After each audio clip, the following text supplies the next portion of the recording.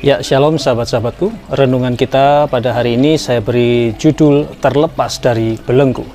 Terambil dari Kisah Para Rasul 16 ayat 25 sampai yang ke-26. Dikatakan di sana apa? Tetapi kira-kira tengah malam Paulus dan Silas berdoa dan menyanyikan puji-pujian kepada Allah, dan orang-orang hukuman lain mendengarkan mereka. Akan tetapi terjadilah gempa bumi yang hebat, sehingga sendi-sendi penjara itu goyah. Dan seketika itu juga terbukalah semua pintu dan terlepaslah belenggu mereka semua. Amin.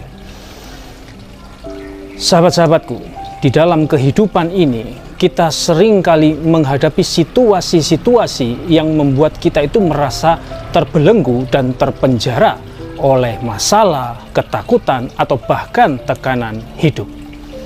Pada saat-saat seperti itu, kita mungkin merasa kehilangan harapan atau bertanya-tanya di mana Tuhan berada di dalam penderitaan kita. Namun Kisah Para Rasul 16 ayat 25 sampai 26 memberikan kita itu contoh luar biasa tentang bagaimana menghadapi situasi-situasi sulit dengan iman yang kuat. Nah, sahabat-sahabatku, hari ini kita akan belajar satu tindakan dan respons yang luar biasa dari Paulus dan Silas ketika mereka menghadapi salah satu momen tergelap dalam hidup mereka, yaitu pada saat mereka dipenjarakan karena iman mereka. Oke, sekarang kita kembali ke teks bacaan kita tadi ya. Kita coba lihat konteks dari ayat ini sebenarnya itu seperti apa. Nah, konteks Kisah Para Rasul 16 ayat 25 sampai 26 tadi itu menceritakan Paulus dan Silas yang dipenjarakan di Filipi karena memberitakan Injil. Meskipun berada dalam keadaan yang sangat sulit, didera, dipasung di penjara yang gelap dan lembab, mereka tidak menyerah pada keputusasaan. Tetapi sebaliknya, di tengah malam mereka berdoa dan menyanyikan pujian kepada Allah.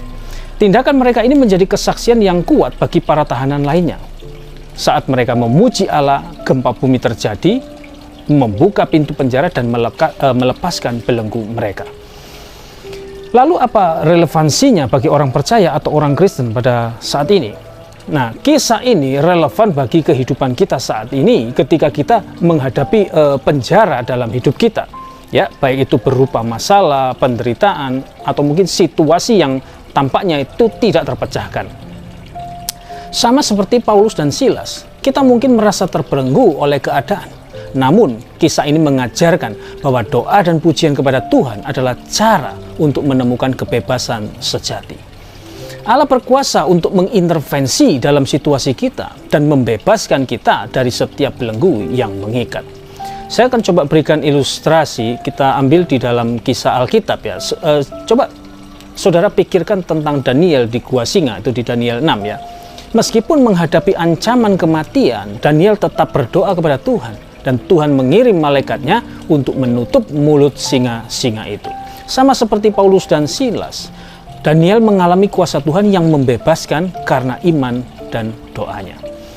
Kemudian saya coba beri ilustrasi di dalam kehidupan yang real ya, yang nyata. Ada seorang misionaris bernama Richard Wurmbrand ya, yang dipenjara dan disiksa karena imannya selama bertahun-tahun di Rumania. Nah, di dalam kondisi yang sangat mengerikan ini, dia tetap berdoa dan memuji Tuhan, bahkan menciptakan pujian di dalam sel isolasi. Nah, apa yang ingin disampaikan? Yang ingin disampaikan di sini adalah kita bisa melihat meskipun tubuhnya terpenjara, tetapi jiwanya tetap bebas dalam Kristus. Ya, kesimpulannya, sahabat-sahabatku, keadaan eksternal kita mungkin itu tidak selalu berubah, tetapi respons kita terhadap keadaan tersebut itu bisa. Ketika kita memilih untuk berdoa dan memuji Tuhan di tengah penderitaan, kita membuka jalan bagi Allah untuk bekerja dengan cara-cara yang luar biasa. Kuasa Tuhan tidak dibatasi oleh tembok penjara atau belenggu duniawi. Amin. Mari kita belajar dari Paulus dan Silas untuk tidak menyerah pada keputusasaan di tengah-tengah kesulitan. Tetapi sebaliknya, mari kita menaruh iman kita kepada Tuhan, berdoa dan memujinya dengan sepenuh hati. Percaya bahwa Tuhan itu sanggup membebaskan kita dari setiap belenggu.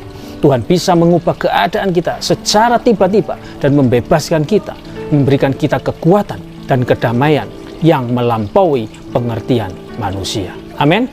Kiranya renungan firman Tuhan pada hari ini dapat dipahami, memberi pencerahan, menambah pengetahuan, menjadi sumber kekuatan bagi kita semua yang percaya. Amin. Tuhan Yesus memberkati.